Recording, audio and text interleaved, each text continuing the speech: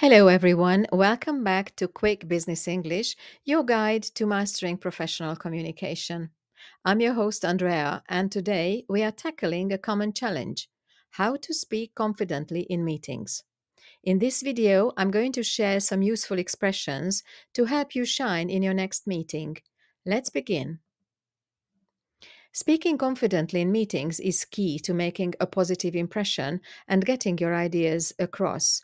But don't worry, it's a skill you can build with the right mindset and tools. Now, without further ado, let's get down to business.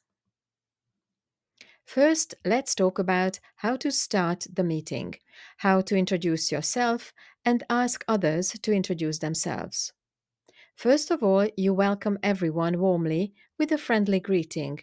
You might say something like, "Good morning" or "Good afternoon, everyone. Let's begin." Also, take a moment to thank attendees for their time by saying something like, "I'd like to thank everyone for coming today." Then, introduce yourself briefly. For instance, "I'm Janet, and I've arranged this meeting to discuss our tasks for this month." After your introduction, encourage others to introduce themselves. Say, "Let's go around the table and introduce ourselves. Please share your name, job title, and why you are here today." If someone hesitates to start, prompt them directly by saying, "Mike, do you want to start?" Engage with each attendee as they speak to make them feel welcomed. Our second point is setting the agenda.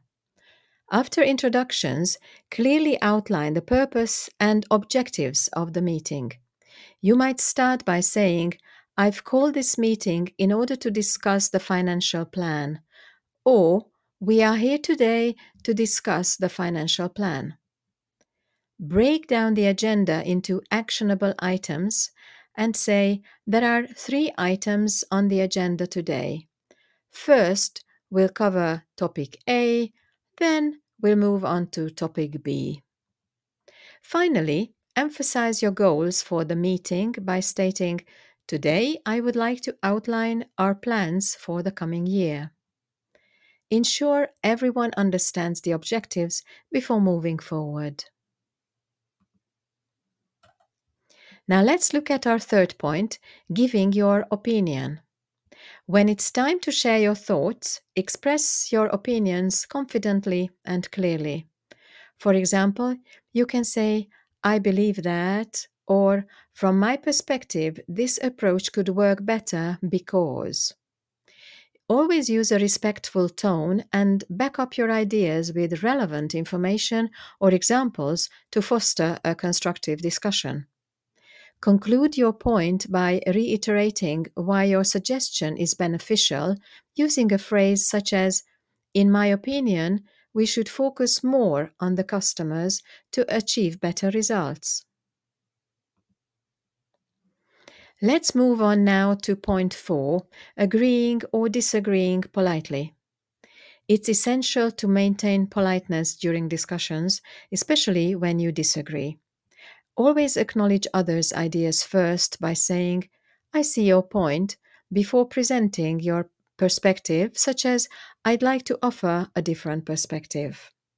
When agreeing, emphasize collaboration by saying, "I completely agree with your point, and I think it ties very well with our concept." If you disagree, ensure your tone remains constructive by gently introducing your viewpoint. "I see your point, but I think a different approach might address the issue better." This keeps the conversation respectful and productive. It's time to look at point 5 now, how to interrupt politely. Sometimes it's necessary to interrupt, but it's important to do so politely. Use phrases like, "Sorry, but just to clarify," or "Excuse me for interrupting," to enter the conversation smoothly. Always acknowledge others' contributions by saying, "That's an excellent point, James. What about doing market research as well?" If you provide a department-specific perspective, ensure clarity by saying, From our department's perspective, it's a little more complicated. Let me explain why. This approach keeps the interruption respectful and adds value to the discussion.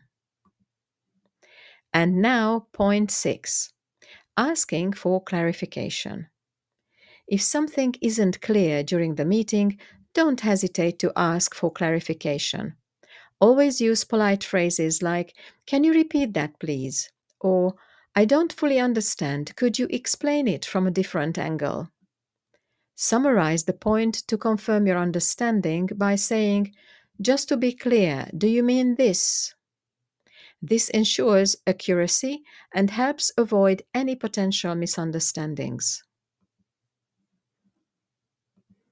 Now, point number 7 is how to define action points to be completed before the next meeting.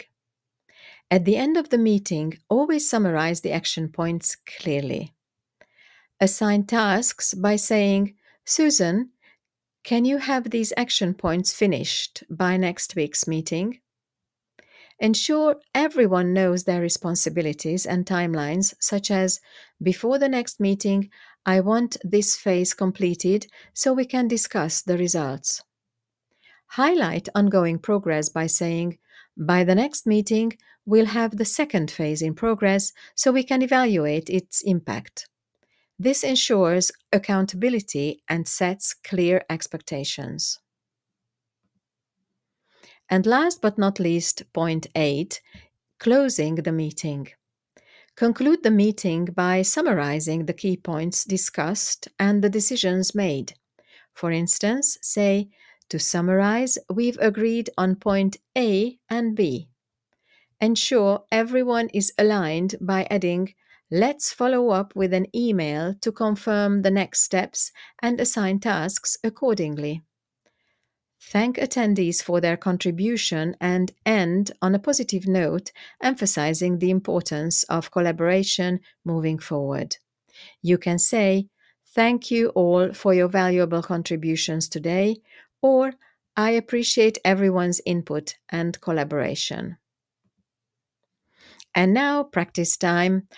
I'm going to give you 2 situations. Wait a few seconds, and then you will say or write down the best phrase from today's video.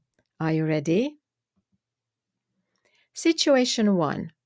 You want to share your opinion on a new project. What do you say? The answer, "In my opinion, this strategy will help us meet our goals." And the second situation, you didn't understand a colleague's comment. What do you say? The answer is, "Sorry, could you clarify what you mean by that?" Great job, everyone. Share your favorite phrase in the comments below. And there you have it, useful expressions and tips to help you speak confidently in meetings. Which expression will you use in your next meeting? Please let me know in the comments.